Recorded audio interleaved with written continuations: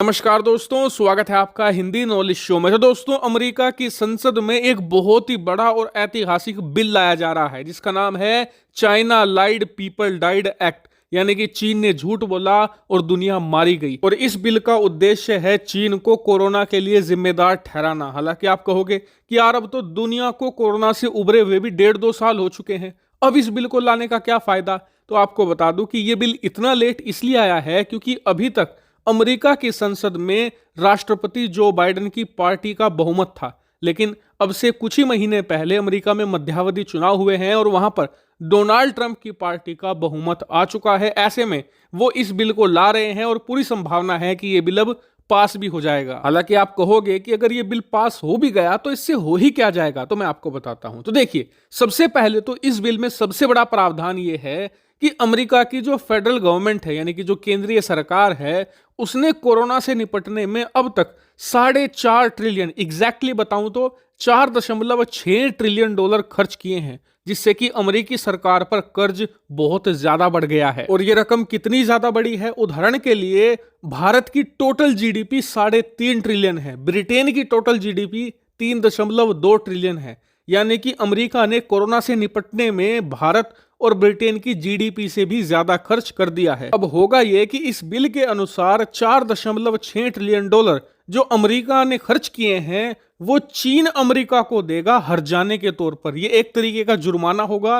और आपको बता दूं कि ऐसा होने के चांस भी अच्छे खासे हैं, क्योंकि अगर अमेरिका चाहे तो इस 4.6 में से 1.2 ट्रिलियन डॉलर वो बिना चीन से पूछे भी उससे वसूल सकता है। भले ही चीन मना करता रहे, लेकिन फिर भी 1 ट्रिलियन डॉलर से ज्यादा अमेरिका के हाथ में है, वो जब चाहे चीन से ले सकता है। वो कैसे? दरअसल पिछले 2 दशकों में, यानी 20 सालों में चीन ने ढेर सारा अमेरिकी कर्ज खरीदा है। ये कैसे? दरअसल कोई भी देश अगर कर्ज उठाता है ना मार्केट से, जैसे कि भारत है, भारत को चाहिए भाई 100 बिलियन डॉलर चाहिए, तो भारत मार्केट में जाएगा और दुनिया भर के देशों से, कंपनियों से कहेगा कि जी हमें चाहिए 100 बिलियन डॉलर का कर्ज। जो भी हमें 100 बिलियन देगा हम उसे आने वाले 10 सालों में धीरे धीरे करके कर्ज वापस चुकाएंगे और साथ ही सालाना 4%, 5% का ब्याज भी देंगे। अब मान लीजिए अमेरिका कहता है भारत को कि चलिए हम आपको 100 बिलियन डॉलर देंगे। इसके लिए एक कॉन्ट्रैक्ट साइन होगा और उस कॉन्ट्रैक्ट को ही एक तरीके से बॉन्ड कहते हैं। वो कॉन्ट्रैक्ट अमेरिका रख लेगा आने वाले 10 सालों तक और उसके बदले में 100 बिलियन डॉलर भारत को दे देगा। इसके अलावा एक महत्वपूर्ण पॉइंट आपको यह बता दूं जो भविष्य में भी आपको काम आएगा, वो ये कि जिस देश की इकोनॉमी जितनी ज्यादा स्ट्रोंग होती है उस देश का बॉन्ड भी उतना ही ज्यादा शक्तिशाली माना जाता है। और इसका फायदा यह होता है कि जो बॉन्ड जितना ज्यादा मजबूत होगा उस पर ब्याज उतना ही कम मिलता है। उदाहरण के लिए आपको अगर मार्केट में जाकर बॉन्ड खरीदना है तो आपके सामने 2 देश हैं, एक है पाकिस्तान, दूसरी तरफ है अमेरिका।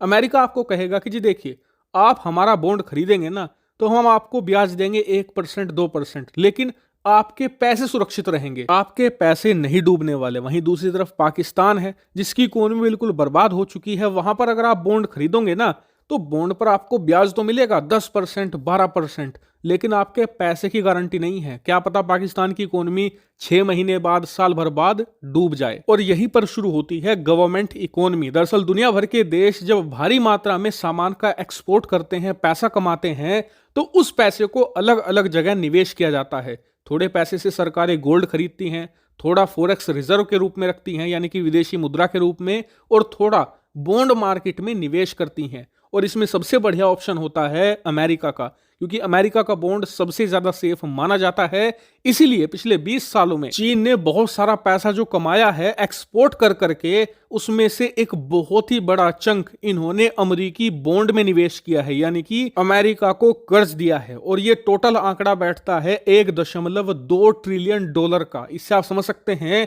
कि चीन ने कितना ज्यादा अमेरिकी कर्ज खरीदा हुआ है। और इसी को देखकर अब अमेरिका में चर्चा ये हो रही है कि जो हमारा ये बिल आ रहा है चाइना लाइड पीपल डाइड, जिसके तहत हम चीन से 4.5 ट्रिलियन डॉलर की डिमांड कर रहे हैं, अगर चीन हमें ये देने से मना करता है तो क्यों ना हमने जो बॉन्ड चीन को बेच रखे हैं हम उसे रेस्पेक्ट ना करें और कह दें कि उनकी वैल्यू 0 है। एक तरीके से अमेरिका ये कहना चाह रहा है कि हमने जो चीन से कर्ज ले रखा है हम उसे चुकाने से इनकार कर दें। इससे कि चीन को तुरंत $1.2 ट्रिलियन का भयानक नुकसान देखने को मिलेगा। क्या ऐसा अमेरिका कर सकता है? तो देखिए, वो अमेरिका है, वो कुछ भी कर सकता है। लेकिन आपको बता दूं कि इस बिल की सबसे खास बात यह है कि अगर चीन $4.5 ट्रिलियन जुर्माना भरने से मना कर दे और अमेरिका 1 ट्रिलियन के बॉन्ड पर भी कोई एक्शन ना ले, फिर भी इसमें अमेरिका की जीत और चीन की हार छुपी है। वो कैसे? दरअसल डोनाल्ड ट्रंप की पार्टी का इस बिल को लाने का मेन उद्देश्य पैसे वसूलना नहीं, बल्कि ये मुद्दा दोबारा फिर से जगाना है कि पिछले 1-1.5 साल से दुनिया ये बात भूलती जा रही है कि कोरोना चीन से शुरू हुआ था। इस मुद्दे को दोबारा फिर से रीइग्नाइट करना है और दुनिया भर में इसकी चर्चा फिर से शुरू करवानी है, क्योंकि चीन काफी हद तक कामयाब हो गया है पिछले 1-1.5 साल में ये बात दबाने में कि कोरोना चीन से ही शुरू हुआ था। और चीन की कम्युनिस्ट पार्टी ने महीनों तक इस बात को छुपाए रखा कि कोरोना नाम का एक भयानक वायरस आ रहा है, दुनिया को संभलने का मौका नहीं मिला। अचानक से दुनिया भर में जब कोरोना फैलना शुरू हुआ, तब जाकर दुनिया को पता चला और लाखों नहीं करोड़ों लोगों की जान गई इस खतरनाक वायरस की वजह से। और ये सब कुछ क्यों हुआ? क्योंकि चीन ने पूरे मामले को महीनों तक दबाए रखा था, दुनिया को कभी इसके लिए सावधान किया ही नहीं।